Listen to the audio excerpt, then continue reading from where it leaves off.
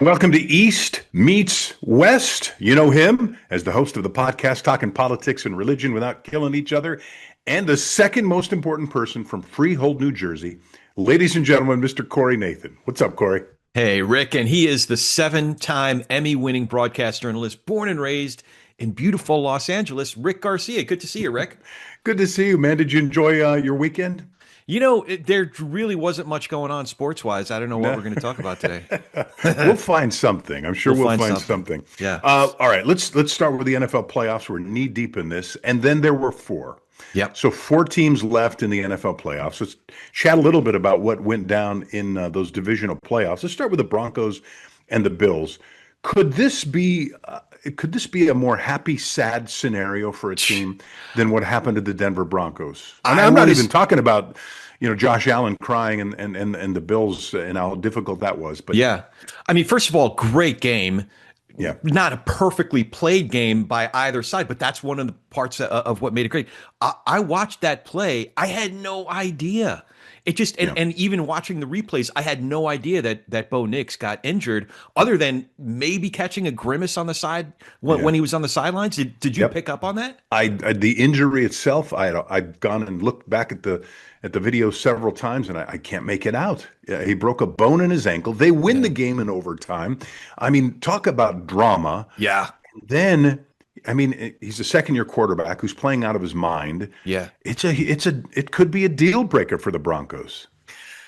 It could be. He was certainly, I don't know if we're going to talk about this, but of the second-year quarterbacks, I am most high on this kid having a real impact in this league for the next decade or more. He really showed his worth. He's not just he's more than just a game manager. So that's what gives me pause about the Broncos in the next round. But the Broncos do have a great D. They have an incredible coaching staff. They have all the other elements. I don't know if Bo Nix can be switched out just so easily. So, yeah, I do have pause. This kid has really proven himself over this last year. Well, Jared Stidham, who's almost like a second-year quarterback, he's only had 4 starts in his career. Yeah. He's going to step in. We'll talk about our predictions in a minute. But for this particular game, what's up with the Bills? It cost their head coach's job. Josh Allen, thought to be one of the great quarterbacks to not get to the Super Bowl. What's the deal there? I think that they are still driving Camaros and wearing, tank tops and doing that Buffalo thing. The second that franchise ever moves from Buffalo and goes, I don't know, what's a big city that needs a franchise right now? I can't even think right. But in New York, I mean, Albany, I don't know what. No, not Albany. They got to move somewhere that is just dying for a real. That's not the. You can't blame the franchise, right? No, I'm blaming Buffalo. The city. It's the city's fault. Yeah. It's the city's fault. Because it's Buffalo. Buffalo 66. Buffalo the 4 years in the early 90s. It's Buffalo. It's Buffalo. Talk about a jinx, man. I don't know what's going on with that team. So Broncos win that one 33-30. They advance, but they get horrible news when they lose their quarterback, Bo Nix. Let's move over to the other AFC game, Patriots and Texans. Another second-year quarterback, Drake May. They beat the vaunted Texas defense 28-16. I don't know if this was so much, beating Texas's defense as C.J. Stroud beating his own team. C.J. Stroud was the biggest surprise because I had been impressed with him up to this point in his career. I don't know if he necessarily showed regression over the course of the season. He certainly showed regression in this game. So I was very disappointed in what I saw out of C.J. Stroud.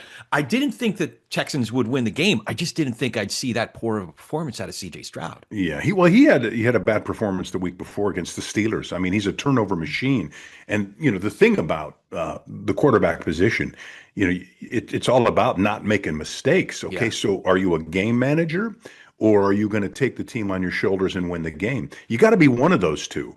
And so far, he, in these playoffs, he's neither of those. He shows signs here and there, but there has to Yeah. be a little bit more discipline in some of the decisions that he's making Yeah. on the spot.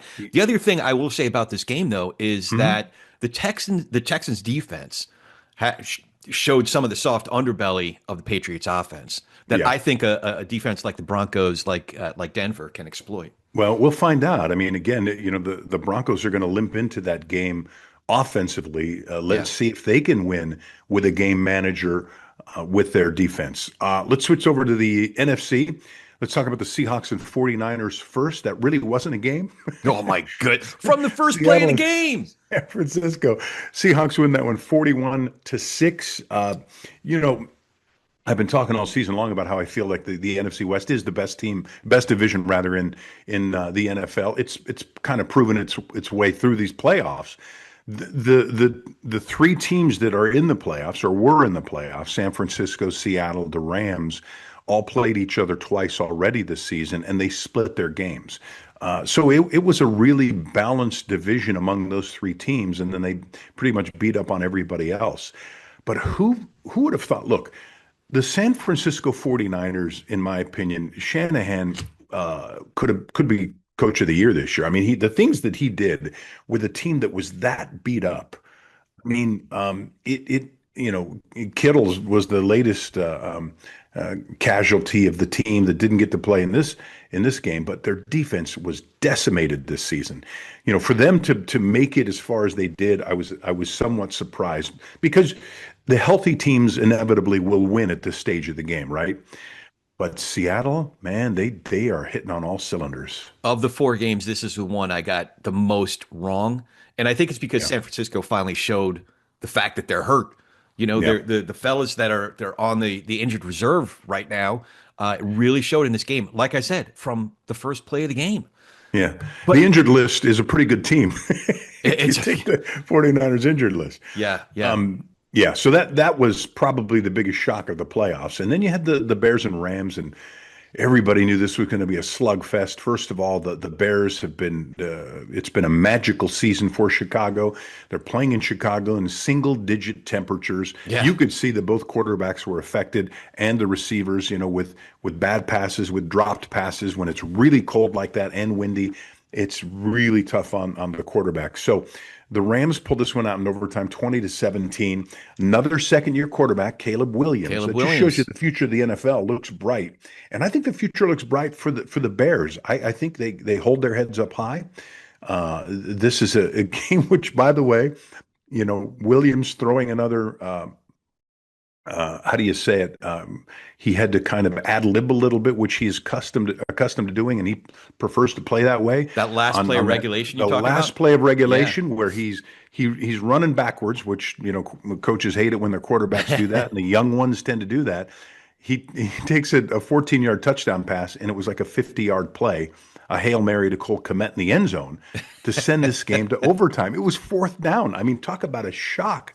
It was hard not to believe that there was something special going on there in Chicago because all of their prayers this season up to that point had been answered. I give this kid a lot of credit. To your point, if Caleb Williams and Seattle quarterback Darnold, another USC quarterback, if they were stocks, I would not be buying Darnold stock, but I would be Interesting. buying Yeah. Caleb Williams stock like crazy right now. Yeah, he's just loaded with talent, as you pointed out. USC kid, loves the off-schedule plays as they call them for a quarterback. Coaches don't like that; they like more focus and discipline, and I think coaches are right about that. But every once in a while, you need your feet to get you out of trouble, and a play like that to get you out of trouble, and they managed to pull that off. So going forward, here's what the conference championships look like. In the AFC, the Broncos will play the Patriots. And that game will be in Denver, and the Rams will go to Seattle. Let's start with Denver and New England. What are your thoughts on this game? Man, if Bo Nix was not hurt, this would be an easy one for me to pick. I think it's going to be a tight game. I'm going to go against the grain. I'm going to say the Broncos pull this out. Wow, Yeah. Jared Stidham. Because here's the reason is that if you Bo Nix had a serious impact on virtually every game this year, right? Especially all of those comebacks. I think it was a record number of late comebacks. Yeah, But if you look at the plays, he wasn't making any any kinds of plays that we're talking about with Caleb Williams a second ago. He was managing game 5-yard passes, 7-yard passes. That was a preponderance of what he was doing. Yeah, he made some action with his legs as well. Right. But I do think because of the coaching, it's not to say that you can plug and play, but I think because of the coaching, I think because of the defense, and I think because of the holes that we've seen in the Patriots, I think the Broncos have a decent chance, I'll especially if tell they you go what. into the fourth quarter and it's still pretty close. Yeah. Well, that I mean, look, you're going out on a limb on that one, I believe. And here's the thing you miss about Bo Nix: his passing ability and his accuracy is underrated. I mean, he was terrific in Oh yeah. college. I think Peyton, because he's a young quarterback, has the muzzle on him right now, Yeah. but eventually he may allow him to try to be the next Drew Brees, who, of course, played for Peyton in New Orleans for so long. I just don't think they can get over that hump. That's too much to lose. Could Stidham be the game manager? I think he could be, but you still got to score some touchdowns, and you need your quarterback to help you do that. So I think the Patriots just got themselves a ticket to the Super Bowl. I don't think they would have won the game if Bo Nix is playing. Yeah. Fair enough. I know I'm All going right. against the grain with this one, but we'll Yes, you see. are. I give you credit for that. All right, and then let's move on to the NFC Championship game. These are two teams that have already played twice already. The Rams and the Seahawks. They split their regular season games. That both of them came down to the wire. They both came down to field goals late. And well, in the case of, I shouldn't say that, in case of the second game with Seattle, it was a 2-point conversion that won that game Right. for them. This is going to be, I think, a slugfest. I don't know whether it winds up being a defensive game. Very often, when you have two high-powered offenses like these two teams are, two of the best offenses in the NFL this year, sometimes the defense takes over. And because the coaches now know how to game plan each other, it could be a low scoring game. I just don't think it will be. The weather conditions should be okay. And I think that for both of these teams, that's a big deal. Here's the difference, and I want to let you go first. You let me know. Are you going Rams or are you going Seahawks in this one? So the way I think about it, I'm trying to think about this one as logically as possible. And you break down the game into offense, defense, special teams, coaching, home field advantage. Obviously, the Seahawks, that is a place where home field advantage still matters. So I'm going to give them the edge there. I think in terms of coaching, two really well coached teams. But listen, I think the Rams have arguably the best coaching staff in the league. Offense, I'm going to give LA the edge there. If for no other reason, then you start with the quarterbacks. You give me Stafford this year, or you give me Darnold this year. I'm taking Stafford all day, every day. Defenses, two studly defenses. So I think that one's a coin flip. But again, that's where I err on the side of the coaching. And I'm going to give the Rams. And if I have to give one of the D's a little bit of an edge, I'm going to give it to the Rams. That's why at the end of the day, I'm picking the Rams in a Right. really tight game. So Darnold, 6 interceptions in those two games against the Rams. A year ago in the playoffs against Minnesota, I think they sacked him 7 times or something like that. Are they in Darnold's head? That's a big question. People thought, well, they won that second game. He brought them back in the second regular season game. Maybe he's erased that legacy. I'm not so sure. I know that the way the Rams like the game plan against Darnold is just that. It's just confused the heck out of him. If you're going to lean toward a quarterback, you got to lean toward Stafford. I see the Rams edging that one out, or I'm gonna go to bed crying when the Seahawks, if they come out and play them like they did the 49ers. So we'll see How, how that works out. Yeah. how big of a deal do you think it is? The Seattle part of their running game is that they had that thunder and lightning, the two-headed monster. So they lost Zach Charbonnet, who's the running back out of UCLA, Yeah. who's kind of part of their two-headed monster there with Walker, and I don't know how much that hurts them. That just means that one running back's going to get most of the carries. The Rams do the same thing. They've got kind of a two-headed monster in the backfield. Kyron Williams, the main running back, and then Blake Corum comes in and gives him a spell. These running backs love to carry the football. They Yeah. would carry it every single play if you let them. Because it's the playoffs, I don't know unless one of the Seahawks, another running back gets hurt during the game. I don't know if it'll be a problem for them. Okay. So So you're going with your Rams. I'm gotta going go with with your the Rams. Rams. Yeah. I have to. Okay. I can't bet against them in this one, and I'm I'm the kind of sports fan that is always glass half empty.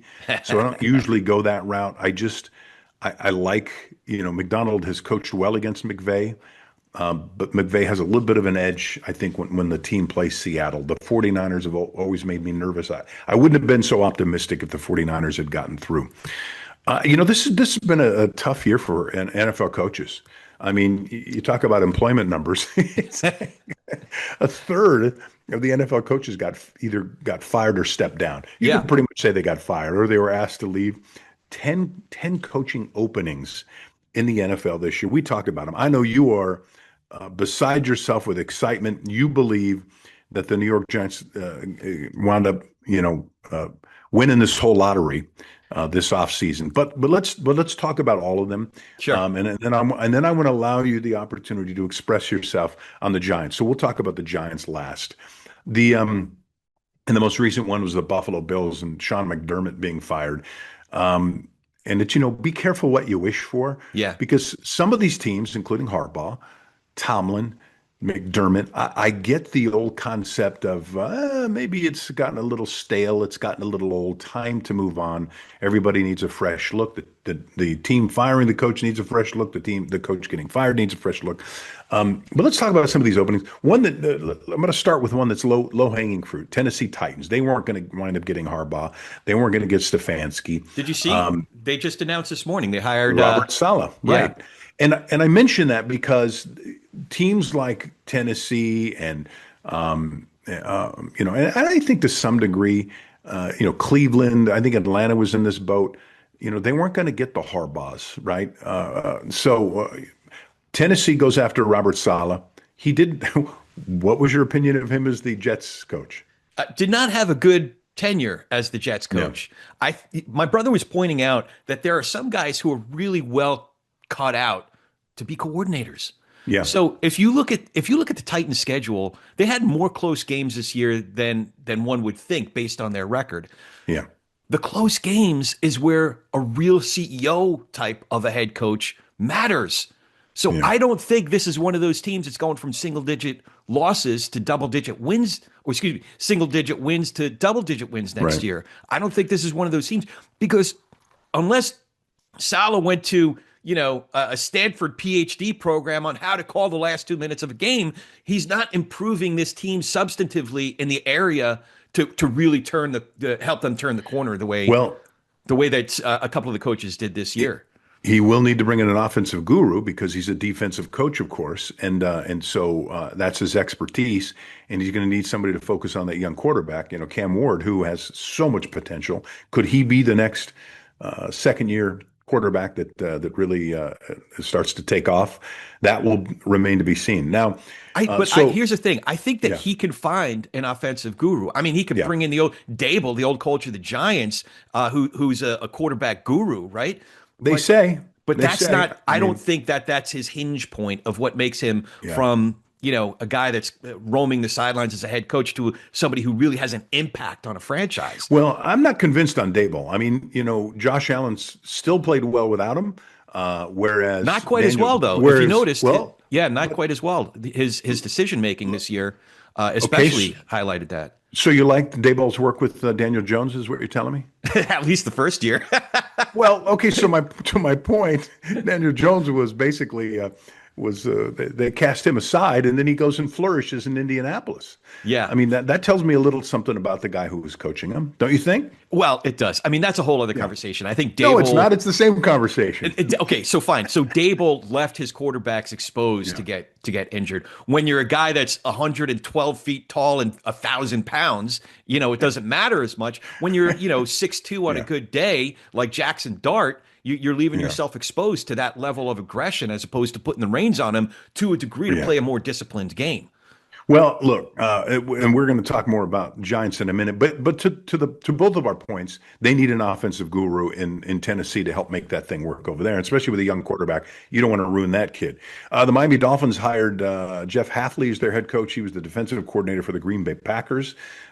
This is on the heels of them hiring John Eric Sullivan as their general manager, and those two guys know each other well. This is kind of an under the radar one for me. I don't think Miami was going to get a big name either. And I think that I think this is an okay hire. I'm not a, by the way, that's two defensive coordinators, right? I'm just more of a fan of the offensive minds taking over teams. It just, for me, and then go out and get an old grizzly veteran defensive coordinator to handle your defense. So, So I don't yeah. know enough about Halfley, but I did a little bit of digging on this John Eric Sullivan. John Eric Sullivan is the equivalent now of a CEO of a blue chip Nasdaq company, but he's one that as opposed to being placed there from some Ivy League business school, he came up the equivalent of this company in this case the Miami Dolphins. He came up through the Packers, the equivalent of washing dishes. He came up through the ranks over the course of a couple of decades or more. So I'm gonna give this one the benefit of the doubt based on his judgment, based on his experience working every job from scouting to research to getting coffee to bigger jobs. So I'm curious to see how this first year or two with the Miami Dolphins under John Eric Sullivan play out. Yeah. All right. So and they've got to solve their quarterback problem. Is Tua the answer or not? I mean, you need a quarterback that's going to play 17 games for you, not 10 here, 12 there, 8 Yeah. there, because that's not going to work for you. The Atlanta Falcons, I think they made a good hire. Kevin Stefanski, the former Cleveland Browns coach, he comes in to take over that franchise right after their former quarterback Matt Ryan was named president of football operations. I like this hire. I like this hire, but I'm afraid for Kevin Stefanski, as good of a coach he is, he might run into a lot of the same issues that he ran into in Cleveland. It's not Mhm. like they're stocked with all kinds of great personnel. So unless Matt Ryan is a super genius, having come right off the football field a year or so ago, Yeah, turning into a great executive. he's gonna have quarterback problems again Yeah, too, right? Like he yeah, did in Cleveland. Like yeah, who's the quarterback? Is it Penix? Is it Cousins? Why is Cousins sitting there on the bench making a gazillion dollars? yeah. What are they going to do about that? And so another question mark, with your signal caller. Right. Yeah, that's right. I'm reserving judgment on this one. I think Stefanski is a proven coach. He at least a couple of years, if not 3 or 4, he made the most out of the raw material that he had. He just didn't have a lot to work with, and that's what I'm afraid he's running into in Atlanta right now. Still looking out there are the Arizona Cardinals. I think that some of these teams, again, they're going to have to go after the low-hanging fruit. Though I will tell you, some teams are still waiting for these last 4 teams to be eliminated. For example, after this weekend, then coaches can do some in-person interviews. McVay tends to lose a couple of coaches a year. And so they have some coaches that are out there. Of course, Kubiak with Seattle, he's still playing. He's still coaching, rather. There's a couple Kubiaks in play right now. There are 2 Kubiaks, and so some of these teams are just waiting to see how the playoffs finish up here. 2 more teams will be eliminated this weekend. That means that some of their assistant coaches will be able to go out and pursue these other openings if they so desire, starting next week. So Arizona may be holding out for one of those coaches, so they haven't pulled the trigger yet. Baltimore, what's the holdup with Baltimore? Same thing. Are they waiting to see what happens with these 4 teams? They've got a large list of people that they've been interviewing. I think you're going to see Sean McDermott manning the fields, manning the sidelines next year for the Baltimore Ravens. So he's now the big name, right? After Harbaugh signed, and I said that would be the first domino, and then the rest of them would fall. Then all of a sudden, McDermott comes on the market. Yeah, That's a huge name. I mean, that's a these big teams name.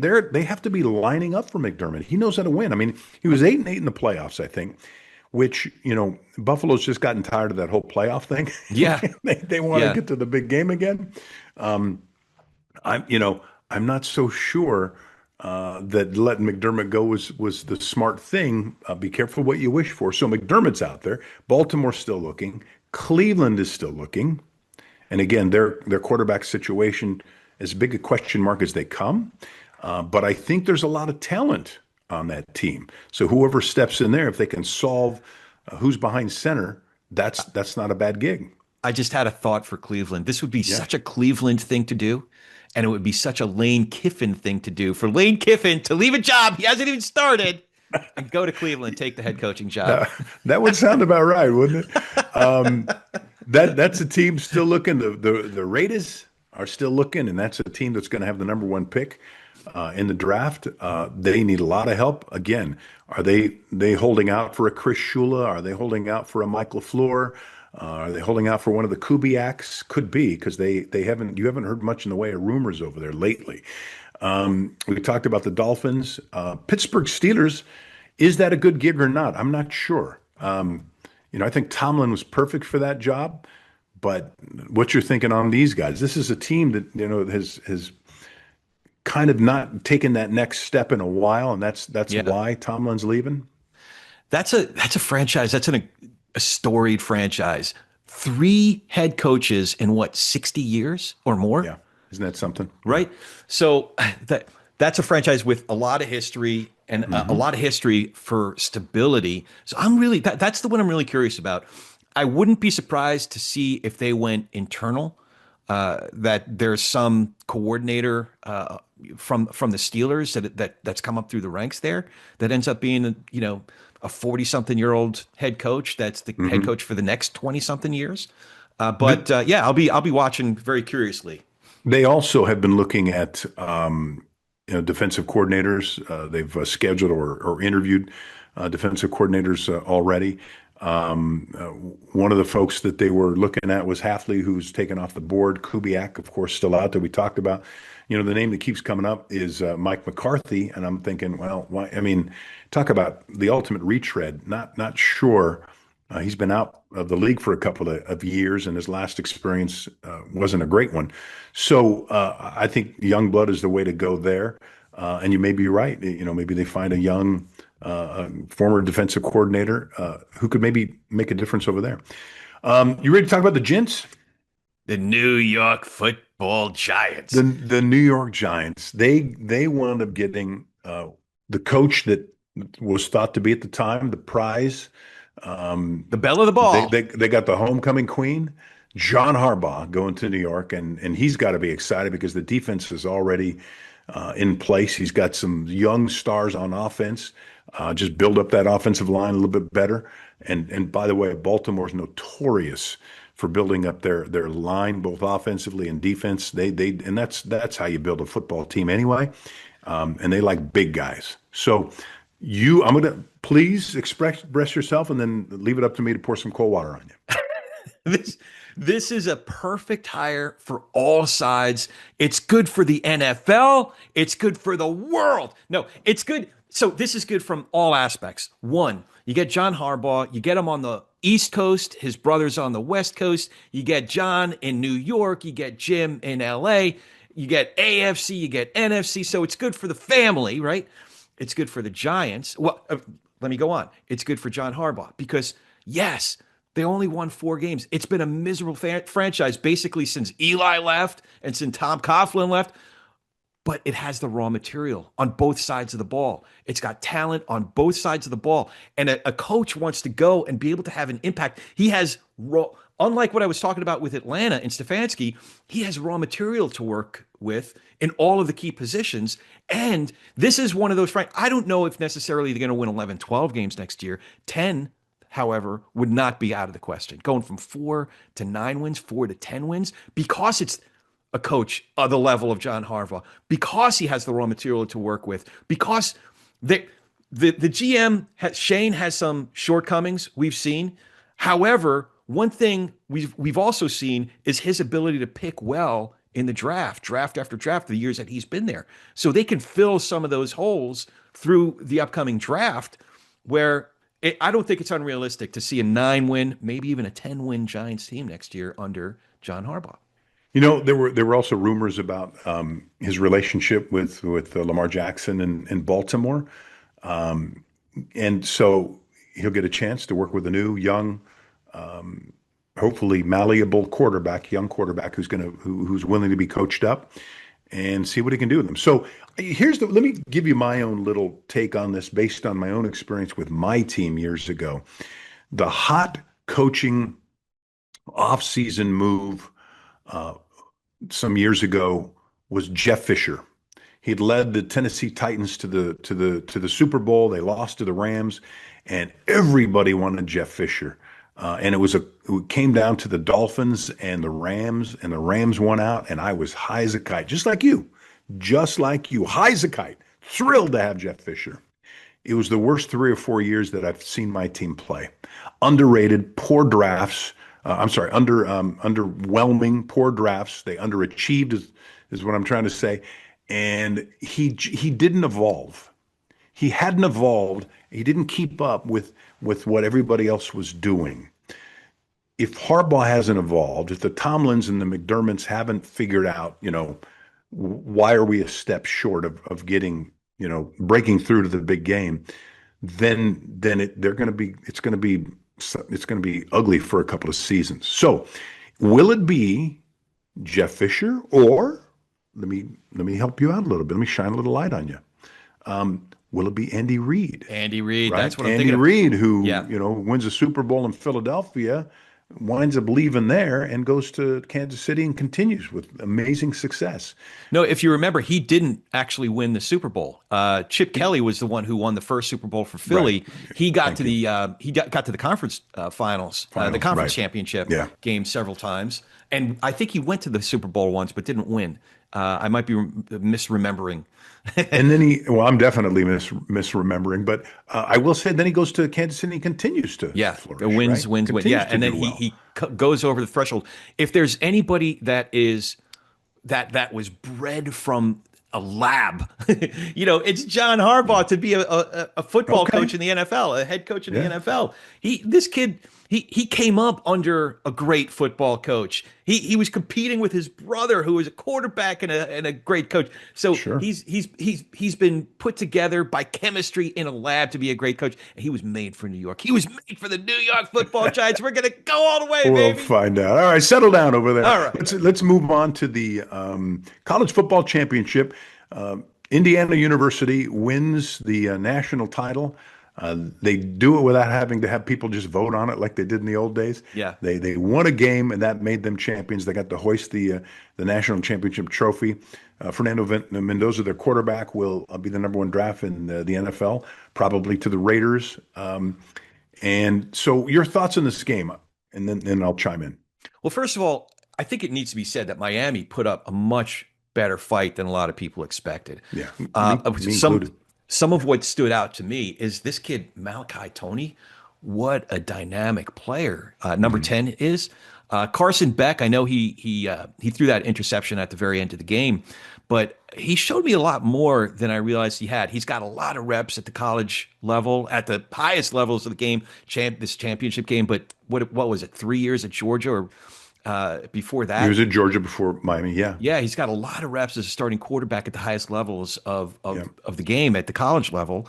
So he showed me a lot in terms of his poise and his skill. I don't know if that means he's going to all of a sudden become a first-round pick, but I think he's a top 5 out of the available quarterbacks coming out this year.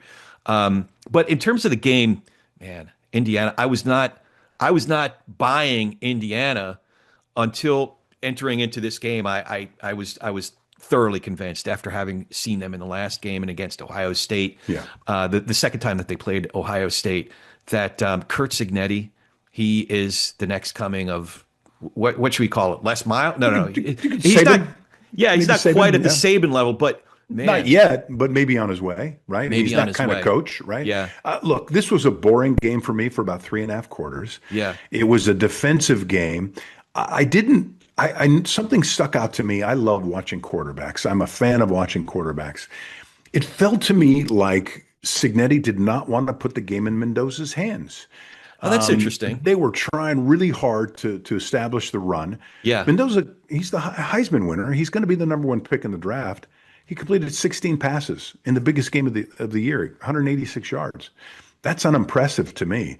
And I say that now, maybe that's because Miami's defense is so incredible. But he only threw the ball 27 times, right? 15 times and a half if you want to, or 14 times and a half if you want to break it down like that. I wondered if that said something about Mendoza a little bit, that he didn't want to put the game in his quarterback's hands. I know he ran for a touchdown. That's like, okay, great. Uh, Beck was out there slinging it. He only passed 32 times, but I don't know if there was a fear or a respect for the defenses they were facing. I was a little disappointed from that standpoint. I am one of those folks who thought Indiana was going to crush Miami, and they didn't. It ended well. It was fun to watch at the end. If I would have just tuned it in the last 10 or 20 minutes, it would have been more fun for me. I just the rest of the game to me was pretty darn boring as it went along. But it's done. Indiana University. I mean, what does that say about what's happened to college football? SEC. IU. I will say that Mendoza, I didn't know how tough Mendoza was until watching this game, but he really showed his mettle. I think I don't know. I don't know if I buy your point that Cignetti didn't really believe in him. I think it was a game specific and team specific scheme that he put together because again, Miami had it's on both sides of the ball because Miami up until this point controlled they had ball control in the games that I watched of them this year, whereas IU is the one who had ball control. So I think that had more to do with what you saw in terms of the plays, out of Mendoza than whether Cignetti believed in him. He threw 41 touchdowns to 6 interceptions this year. So he's a player. Yeah. And I just kind of felt like they were holding back on him. And I wondered, okay, is he hurt? Is it again because Cignetti's concerned about the secondary of Miami? Yeah. Either way, he's going to be just fine Yeah. when he gets drafted. Although we'll have to see. He's going to wind up with the Raiders for a little while. So if they somehow are able to turn things around and get some linemen for their quarterback, I hope they have a veteran quarterback so that he doesn't have to come right out of the gate. Starting for the Raiders right out of the gate, because that could either make or break his career. If he's that's tough. If he's getting his beat up, if he doesn't have a line, if he's getting sacked more than anybody else in the league, right. I mean, we've seen other promising careers ruined when they were starting too early out of the gate. So we're going to talk about baseball a little bit earlier in the season than I like to. I know spring training is around the corner. It starts up in February, end of February. So we are getting closer, but the NFL is in the spotlight right now, and college football was. But boy, some big things happened with some of the bigger names in baseball and bigger teams in baseball, as the Mets were getting ready to sign Kyle Tucker.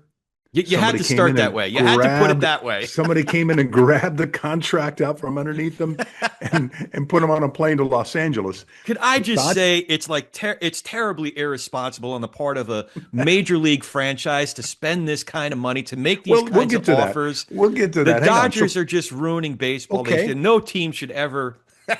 The Mets were it was rumored that they were going to sign one of the top free agents this year, Kyle Tucker. Right. And the Dodgers swooped in and signed him to a 4-year, $240 million deal. So for about a day or two, I had to pull you off the ledge, right? Because you were like just for about 16 hours. You had to pull me off the ledge. Okay. But here's the thing. I think that Stearns pulled a Jedi mind trick on the Dodgers. Yeah? After seeing what they did within 12 to 16 hours, signing Bo Bichette. What did they do? Bo Bichette. They signed Bo Bichette. So first of all, not only did we save about $20 million on that first year, we actually saved about $50 million if you include the luxury tax. Mm-hmm. So I'm perfectly happy with that. Second of all, the difference between Bo Bichette and Kyle Tucker, Bo Bichette actually likes to play baseball. This kid is a grinder. Have you seen? Are you saying Tucker doesn't like to play baseball? He doesn't like to play baseball. He doesn't progress to him. It's just a job. He's on his phone in the locker room. He's good at it. He knows how to swing a bat. But he'd rather be, I don't know, fishing or something like that. Bo Bichette can't. He lives and breathes and bleeds baseball. It's in his blood, literally. So I love. I am so happy. I used to cover his dad. His dad Dante played for the Angels. That's years right. Ago. He had a good. So his dad ended up having a really good career. Obviously, his numbers were inflated for those years that he was in Colorado. But this kid, Bo Bichette, the thing that I'm impressed the most and I'm excited the most about is last year, what a bugaboo for the Mets was hitting in the clutch. 2 out, men in scoring position, 2 out, runners in scoring position.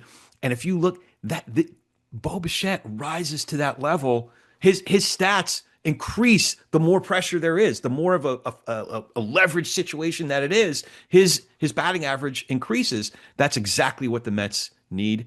I know Okay. that they have a plethora of infielders right now, so we could talk about. Oh man, don't get me started. No, We could listen, do a whole I'm show just on this saying, alone. now you've got three players on the team that we can name. All right. Wait, So good for you. wait, on the Mets? Yeah. Oh no, I can name the No, whole Mets. maybe you, but most of the country can only name three people on that team. Maybe two, if you ask Soto, people. Bichette, uh, Pete Alonso. It's got like, yeah, I take your point. I take your point. I mean, I know who's You on the see, team, but you see yeah, my point? yeah. Okay, good. No, that was a good pickup for the Mets, though. It really was. Bichette's a solid player. You know, the funny thing about Tucker for the Dodgers, he's like the sixth best player on the team. I mean, He is. that's how little they really needed him, other Yeah, than they had an outfield position open. It wouldn't have hurt my feelings if they would have put a minor leaguer out there. But you know, when you think about that, the Dodgers lineup with Tucker there, you got Otani, you've got Mookie, you've got Freddie, Freddie Freeman, you got Will Smith. Will Smith, right? Yeah. Teoscar Hernandez had the same numbers Do you think they're going to trade Teo? has the same numbers now as Kyle Tucker. So those are six guys, right? You know, that's number six in your lineup there. So no, Okay. he won't bat six, but I'm just saying if you listed them in order of who your best players are, Tucker's probably tied for fifth, maybe sixth. All All right. right. Yeah. Now let So me fine. You got an above average lineup. Whatever. All right. just a little above average lineup. Let me just tell you this. Let me tell you why I hate this though. Let me Oh, tell you why okay. I hate this. All right. I think baseball is a mess.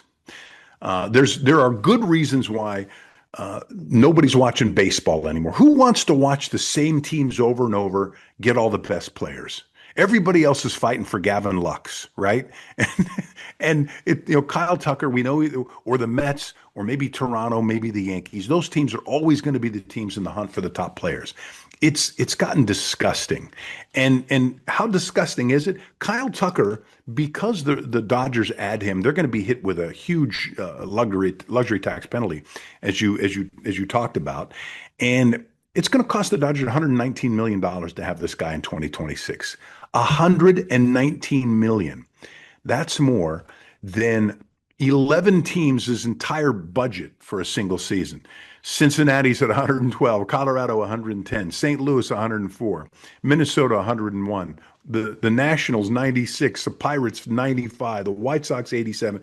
I could go on. To me, look, the thing that's wonderful about some of these other professional leagues that we've enjoyed so much is balance. I like balance. I don't. I look I hated it when the Yankees were spending all this money, years and years ago to try to buy a World Series. I don't like that. That's what the Dodgers are trying to do. They're trying to buy a World Series, and you know what? They're doing it because they can. They've got money, but not every team has the money. It's to me, it's kind of embarrassing. It's the expression, an embarrassment of riches. That's the Dodgers. I don't find it. And by the way, baseball needs a salary cap. I've interviewed, Jeff Boros and Dennis Gilbert back in the day. These guys had the cream of the crop of the best athletes. And unfortunately, I think it's ruined baseball. It's time to create a system that's more balanced, that allows all the teams to compete equally. Uh, Look, I was always somebody that believed that everybody's worth what somebody's willing to pay them. I don't care if you're a plumber, an accountant. If somebody wants to offer you $10 million to paint a house, good for you. Sports is different. It's a small, and I guess in a way, it's kind of a monopoly, but very few people can do it. And it's something that is sacred in so many ways that you want to see it survive and continue and be successful for a long, long, long time. Baseball's just going to fade away if it's the same two or three teams that are going for all the best players. It's just the way I feel. It wouldn't have hurt me if the Mets wound up with Tucker. That's all I'm saying. Yeah. So I think Rob Manfred, in a way, loves the fact that the Dodgers are creating such an imbalance because it's almost going to force him to impose some sort of a salary cap. That said, I'm a free market capitalist. So I believe that every team, it's on them. If you look at the 80s was the quintessential Yankees being the Yankees, but the Yankees stepping on their own feet, stepping on their own rakes. They spent more than anybody in Major League Baseball, but who won in the 80s? The St. Louis Cardinals won, the Kansas City Royals won, the Minnesota Twins won. Of course, we have the 86 Mets, but that was the exception to the rule throughout the 80s. It was the mid-market teams. And the same thing can be said today. It doesn't, the one who spends the most doesn't necessarily win. Yeah, we've seen the Dodgers over the last couple of years, but more often than not, the Tampa Bay Rays are a lot more competitive. When did they win when was the last they haven't, no, I understand they haven't won the World Series, but they're a heck of a lot more competitive than a lot of those Yankees teams. Listen, and the Yankees teams of the late 90s were a product of the restraint of the early 90s, not of the overspending necessarily, because they kept we talked about this. They kept the Jeters, they kept the Pettits, they kept the Williams, as opposed to trading those guys away and then overspending on, manning your entire team with free agents. I'm okay with free market and everything except professional sports. That's all. And I wouldn't say that. But here's the thing. Here's the thing. What you're doing, you're protecting the owners from themselves by imposing such things as a salary cap. They need it. You and I could have owned a team back in the 70s and 80s. Now we can buy a WNBA team right now. Maybe we should do that. I don't think we can afford that. But now you got to own a major hedge fund company. You have to be multi-billionaires to run these teams or a podcast production company, and then multi-billionaire. There you go. So I just look. I don't think it's a good thing. And again, I'm a free market capitalist for the most part. Right. But I think it needs to be restricted in certain areas. I don't know what the answer is. I don't know what the answer is, but I have no desire. I have no interest in protecting the owners from themselves. This is really important because I'm talking about my own team here, right? Yeah.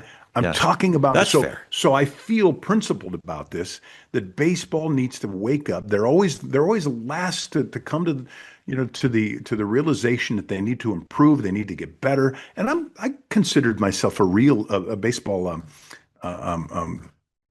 what's the word I'm looking for? Purist? Purist for the longest time, right? Yeah. And when both leagues went to the DH, it made it better. Pitch clock made it better. Sure. And so salary cap, it will make baseball better. These guys are not going to wind up on in a food line somewhere if they put these kind of restrictions in place. Everybody's going to be fine. That's my thought on that. All right. Fair enough. Shall we pop that culture? Let's pop that culture. Pop that culture. Okay. So with what we just talked about in front of us here, and it's funny, I just went out of the thing. An article came out. The writer Josh Peter posted this article. The most hated sports teams, and the question is, did your team make the list? That's the headline for this article. It's a super article, though. I do think that some teams were left out. And this is over time, right? Yeah. So it's not just this year, but over time, the most hated sports teams. Number 5, the Detroit Pistons. The bad boys. That's right. The bad boys from the 80s and 90s with Bill Laimbeer, Dennis Rodman, Rick Mahorn, John Sally, Isaiah Thomas.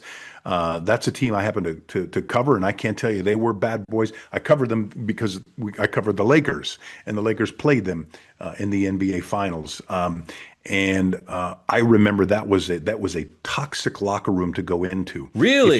If you were a reporter. I mean, they loved cackling and making fun of questions that were being asked, and they would, Isaiah would yell over, "Hey, Bill, did you hear this idiot's question over here?" And they were, wow, they were just that was a toxic locker room. But I could see where people would hate that team. I didn't hate them for that reason, but they were the bad boys, right? Here's a team in the number 4 position, and we're going to go in reverse order here until we get to number 1. This one surprised me. Duke basketball. Yeah, I was surprised by that one too. Now, Duke basketball. Full Disclosure, I'm a Duke basketball fan. I've loved watching Krzyzewski. Who wouldn't? But I understand that particular team, the Leitner team, especially the second year. Yeah. That it was a pretty hated team. He was easy to dislike, Leitner, at least on the court. In fact, it turns out that the guy had a pretty decent NBA career, although I don't know if he belonged on the '92 Olympics team, or was it '92 or '96? But I think some of it was unfair. But his antics, stepping on guys and stuff like that, some of it was deserved. they did the documentary in 2015, the 30 for 30 documentary in ESPN called I Hate Christian Laettner. Yeah. I don't know that I hated Duke basketball. That's hating a player. Yeah. Yeah. Krzyzewski to me was one of the classier, I thought, absolutely. coaches in all of sports. Quite a professor. Well, I mean, his teams were so well coached. That was one that surprised me when it hit the list. Yeah. Number 3 didn't surprise me. The New England Patriots, easy team to hate, right? Easy because to they hate. were so dominating, right? Yeah. So dominating. They won 6 Super Bowl championships. They established themselves as a dynasty. Head coach Bill Belichick, as we know, and Tom Brady. Though I will tell you, that was a team accused of cheating on a few occasions. A couple of different occasions. Yeah, we had Deflategate, which involved, where they taken air out of footballs to make it easier to grip and in cold weather situations, and then Spygate, which affected my team, the Rams, who they beat in a Super Bowl when there were rumors that they were videotaping Rams practices. I think that was the Super Bowl that when Kurt Warner was playing for the Rams. Oh, that's right. That must have been. Was that their first Super Bowl? Because no, Rams I think they'd already back. I think they'd already won the second Super one. Yeah, they lost the second one, and that was the one where Spygate might have had something to do with that. So I understand the hatred there. Here's one that I bring up to you all the time. This, for me, is a kid in the 70s, growing up in the 70s, watching baseball on the West Coast, Dodgers fan. Easy to hate the New York Yankees. Yeah, easy to hate Reggie Jackson and Billy Martin. They hated each other. They did. They absolutely did. Those fights in the dugout. It was fun. They hated each other, so it was easy for the rest of us to hate them, right? But we even though we were Mets fans, we still had sympathy for our friends that were Yankees fans after Thurman Munson died. In fact, we had this little clubhouse in the backyard. We built a little, shed that was our clubhouse. And in order to get into the club, you needed a Thurman Munson baseball card to get into the club. How about that? Oh, Thurman Munson. How about that? May he rest in peace. May he rest in peace. So, all right, the number and they one did. team, by the way, they did get their comeuppance in 1981. Your Dodgers won in 1981 against the Yankees. Yeah, so. They had some good battles. Those were fun. But now the number one most hated team, the Los Angeles Dodgers. So, to my point, the Los Angeles Dodgers, and the writer writes, "Congratulations, you bought your way to the top." Okay, so as much as I am a diehard New York Mets fan, as you well know, this particular LA Dodgers team, it's hard. Like, if you're a true baseball fan, it is hard to hate this Dodgers team. Listen, because maybe it's because of my mindset about money and free market capitalism, but you look at the individual players. Mookie Betts isn't Reggie Jackson. He's not sweetheart. Lane Beer. He's a great. Shohei Ohtani, Freddie Freeman, one of the best guys in the face. If there's anybody in the Major League Baseball I'd want to have lunch with, or have over my house for lunch, it'd be Freddie Freeman. How can you? Shohei apologizing to going over to the opposing team's dugout to say, we're sorry, we're not. No, they're preaching peace. When dugouts are about to empty. But I did think that there were some teams missing on this list. Okay, so let's talk about that. And by the way, I want to thank Josh Peter of USA Today. That was a fun list to look at. Name just one team that was left off the list that really irked you, and I'll name one for me. I mentioned it earlier in this show, the 1986 New York Mets. That team got That's more your team. bench clearing. I know, but I don't hate them. But they're easy to hate. You get Ray Knight, like every other day. That guy's sliding into third and coming up throwing punches. You got Darryl, you got Doc, you got Keith Hernandez when he was arguably still in his party days. I mean, this was an easy team to hate. I interviewed all those guys, and actually, and Lenny Dykstra was the worst of them all. It turns out he was the worst of them all. Yeah, well, in more ways than one, right? Yes. Well, that's a good one. A team that I thought was surprising to me that was left off, the Dallas Cowboys. The Dallas Cowboys in the early 90s. How do you miss because the Dallas Cowboys? They were the self-proclaimed America's team. The only thing and everybody who didn't like the Cowboys hated them. I hated Jimmy Johnson's hair. I didn't even have to get past his freaking hair. I hated it. So let the Dallas Cowboys. Right? I hated Dallas Cowboys. Yeah. They did win 3 out of 4. Along those same lines, speaking of Jimmy Johnson, what about the U?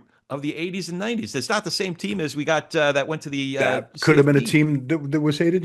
Those teams. How about the Raiders? We That's right, mentioned the that Raiders. Oh man, Lester Hayes. There was a joke at the time that the way the Raiders would go find their players in the 70s is they would go find somebody who was out on bail.